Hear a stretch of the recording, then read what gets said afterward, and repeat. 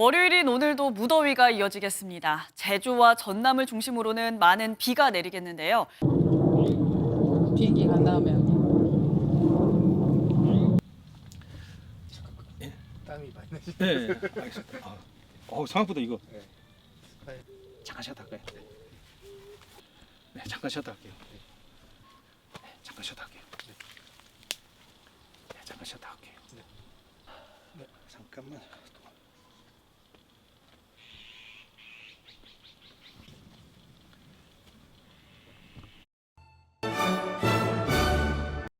우리가 조생종 같은 경우는 그 결과지를 선택할 때, 복숭아를 착화시키는 결과지를 선택할 때 단가지보다는 중가지가 좋다고 하거든요. 물론 이제 중가지 내지는 장가지에다 여러 개를 착화시키는 게 단가지에 착화시키는 것보다 좋다고 이야기하시는 분들이 상당히 많으신데, 여러분들 이거 한번 보세요. 지금 요거 같은 경우도 이 과원 전체에서 보면 제가 조금 아쉬운 점이 전체 단가지 비율이 낮고 이런 장가지가 많다라는 말씀을 드렸는데, 우리 이 농장 사장님도 마찬가지예요. 지금 착과시킨 위치를 보면 결과지 선택한 걸 보면 단가지보다는 중가지 내지는 장가지 비율이 높아요. 여러분 보시는 것처럼 요 가지도 장가지죠, 그죠? 장가지예요. 우리가 이게 장가지라는 걸 알 수 있는 게, 단가지 같은 경우는 끝눈만 잎눈인데, 요는 쭉 해서 작년에 성장한 가지가 잎눈에서 난 새순이 여러 개 있잖아요, 그죠? 이걸 보고 우리는 이거는 단가지는 아니고 중장가지다. 단순히 길이만이 아니라 그 중장가지라고 착과를 시키셨는데, 요 모습이 보면 지금 중생종 내지는 그 만생종 같은 경우는 좋아요. 요 모습이 최종적으로 수확할 무렵에 이렇게 처지는 거. 근데 지금 여러분들 중만생종 크기는 이 정도까지 안 오잖아요. 그래서 지금은 한 요 정도, 요 정도쯤 이렇게 성장 위치할 수 있게끔 처지지 않게 요 정도 좀 있고, 점점 이제 중만생종이 익어가면서 최종적으로 이렇게 처질 때 좋은 과일이 생기거든. 수확할 수가 있거든.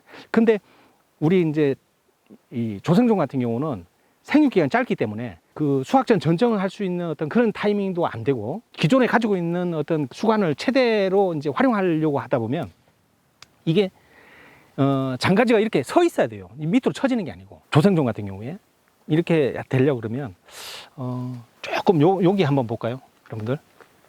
자, 여기 보시면 조금 이 가지 같은 경우는 제가 요렇게 한번 볼게요. 이 가지 같은 경우는 열매가 한 개 달려서 그런지 안 쳐졌어요. 요게 맞아요, 요게. 근데 지금 요 같은 경우도 지금 처질랑 말랑 이렇게 하거든요. 처질랑 말랑 하는데 요런 그 결과지에서는 좋은 복숭아 생산할 수 있어요. 근데 지금 요거는 이렇게 축 처지잖아요. 지금 여기 있는 것처럼 이렇게 축 처지잖아요. 처지면 너무 일찍 처져 버리면 과가 안 커요. 이게 뭔가 하면 개장성이 너무 많이 발현된 거잖아요. 쉽게 말해서 영양 생장보다는 생식 생장의 환경이 더 되는 거예요. 그래서 이렇게 처지다 보니까 여기서 발생하는 그 신초들도 보면 이제는 전부 다 단가지가 돼버린 거예요. 이렇게 처지다 보니까. 근데 이게 이렇게 서 있다고 치면 요런 신초들이 지금보다는 훨씬 더 긴 신초가 발생을 하죠. 그래서 그 좀 더 긴 신초가 열매를 키우는 그런 역할을 하는 거예요. 여러분들 요거 한번 보세요. 지금 요거 같은 경우는 완전히 물론 이제 위치 자체가 배면에 있는 가지를 그냥 두셔가지고 이렇게 착과를 시키셨는데, 요 두 개는 정상적으로 큰 것 같죠? 근데 얘는 왜 이렇게 작을까요? 얘는 그러면 키울 수 있는 방법이 없었을까? 이것도 만약에 이렇게 서 있었더라면, 좀 클 수 있지 않았을까? 이게 클 수 있어요. 근데 이제 이거는 이렇게 작은 거는 이제 뭐 여러 가지 이유가 있을 수 있겠죠. 가장 큰 거는 지금 우리가 이야기한 것처럼 결과지 선택의 문제, 그 부분 하나 있고, 사실은 어떤 면에서도 그거보다도 좀 더 우리가 생각해야 될 게, 조 열매는 아마 초기 생육기 때, 그러니까 꽃이 피고 수분 수정되고 하는 그 시점에서 어떤 영향을 받은 거예요. 특히 어떤 영향인가 하면 기상과 관련된 조건, 기상 조건이 저온이라든지, 원래 특히 그런 피해 많았잖아요, 그죠? 저온이라든지 아니면 온도 편차가 너무 심해서 수분 수정이 제대로 안 되고, 수분 수정이 됐다 하더라도 그 후에 성장에 적합한 환경이 안 된 그런 상황에서 저런 열매가 간혹 이렇게 생기는 것 같아요. 아마 여러분들 과원에서도 저런 열매가 좀 있을 거예요, 그죠? 우리가 이제 조생종에 있어서 결과지 선택, 지금 보시면 이렇게 확연히 이렇게 드러나실 거예요. 아, 이 중장가지에 하니까 전부 다 처져 버린다. 이렇게 처지는 어떤 이런 모습이 너무 일찍 처지면 조생종에서는 좀 불리하다라는 그런 생각 좀 하시고요. 또 하나, 제가 아까 이제 수확전 전정 이야기 했잖아요. 수확전 전정의 그 잔존물 있잖아요. 그 수확전 전정의 잔존물을 우리가 가끔 이제 등하시할 때 있어요. 수관 내에 이렇게 턱 걸쳐 있는, 지금 여기도 좀 그런 경향이 있는데요. 요거예요, 요거. 여러분, 요거 지금 저 위에 수확전 전정은 아니겠지만, 수확전 전정이라고 표현해야 되나요? 하여간, 도장성 가지를 중간에 잘랐어요. 잘라가지고 저렇게 뒀는데, 요게 조금 일찍 하실 때는 그런 분들 계시더라고요. 그 부분이 햇빛이 너무 노출돼가지고 이걸로 이렇게 햇빛을 좀 가리는 그런 역할을 이렇게 하시는 분들도 계신데, 되도록이면 이건 빼내셔야 돼요.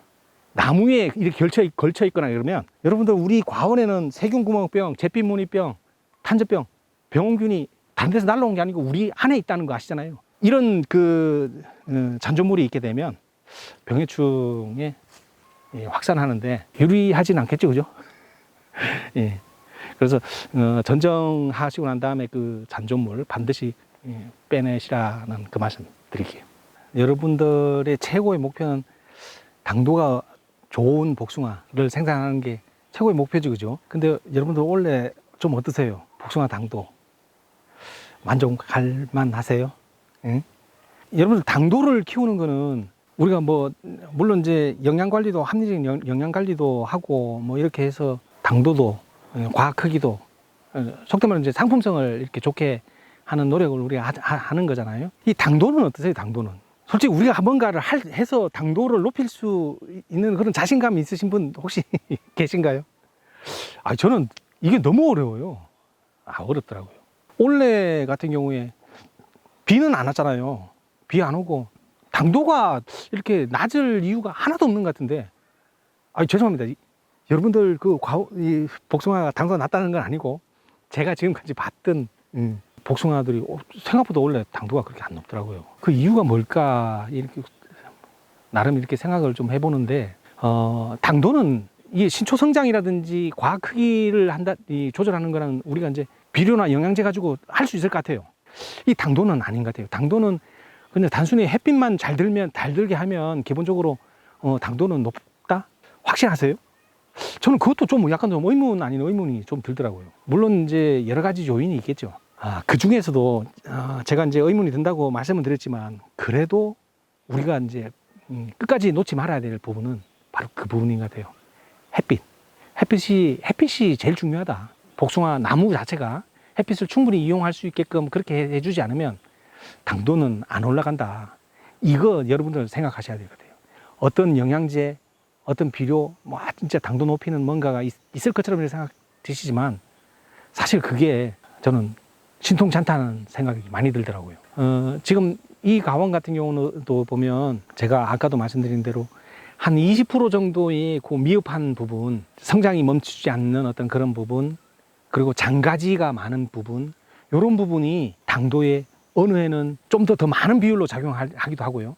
아마 올해는 조금 더 많은 비율로 작용한 것 같아요. 또 어떤 해는 그보다는 조금 더 적은 비율로 이렇게 작용하기도 하는데, 요 모습 자체는 뭔가 하면 햇빛을 복숭아나무가 얼마만큼 이용하게 하느냐, 이용률을 높이느냐 낮추느냐에 관련된 환경이에요. 그게 여러분 잘 아시겠지만, 신초 성장이 계속 이루어질 때는 계속해서 광합성을 한다든지 하는 어떤 그런 부분이, 영양분이 축적됐던 그 광합성 에너지에서 축적됐던 이게 열매로 가는 게 아니라 전부 다 신초로 가기 때문에 과도 작아질 뿐더러 당도도 우리가 생각하는 것처럼 그런 당도 있는 복숭아를 못 만들어내고요.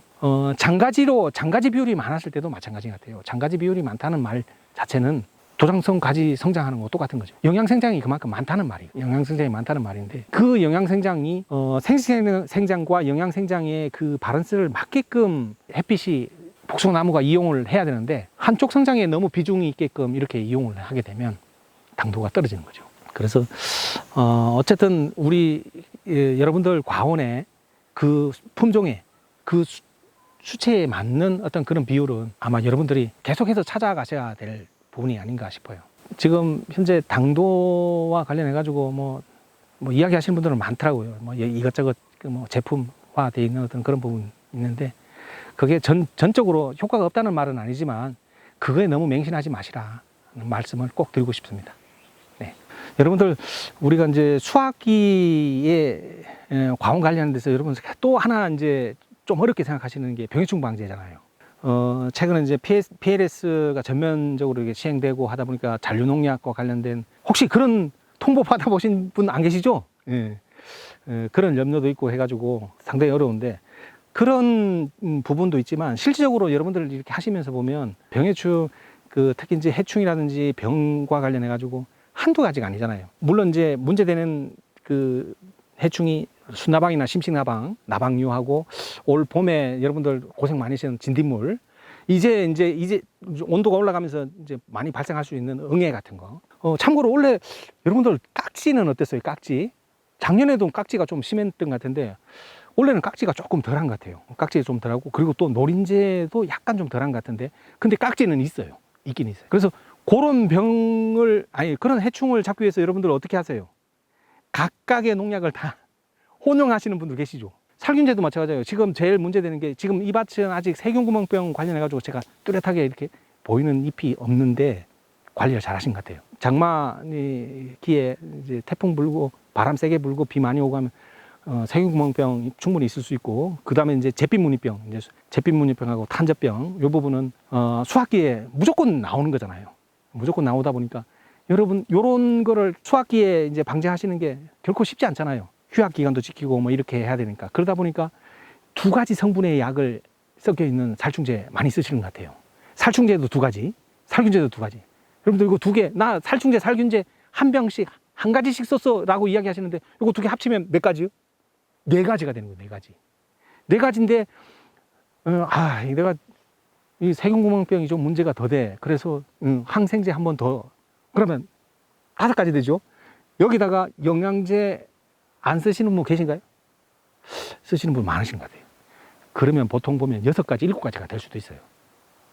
그 6가지, 7가지 되면 아까도 말씀드린 대로 오전 아니라 오전도 뜨거운데 오전도 사실 뜨거워요. 우리가 이야기하는 오전 7시도 뜨거운데 이렇게 뜨거울 때 그리고 비가 많이 오고 난 다음에 나무가 그 생체 리듬이 많이 이제 떨어졌을 때 특히 이제 비가 연속적으로 왔을 때는 우리 복숭아 같은 경우는 뿌리가 공기층을 좋아한다 그랬잖아요. 그 공기층에 전부 다 물로 있는 상태에 있는 그런 상인데 비 개였다고 그 약 딱 치면 아무리 새벽 4시, 5시에 쳐도요. 복숭아나무 스트레스 받습니다. 그래서 수확기에는 딱 2가지만 치세요.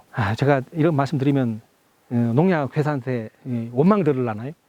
2가지 섞여 있는 것보다 한 가지 단용으로 있는 거 있잖아요. 살충제도 단용, 살균제도 단용. 이렇게 한 가지씩만 그렇게 쓰시는 게 안전할 것 같아요. 그거 한 번 더 말씀을 드립니다.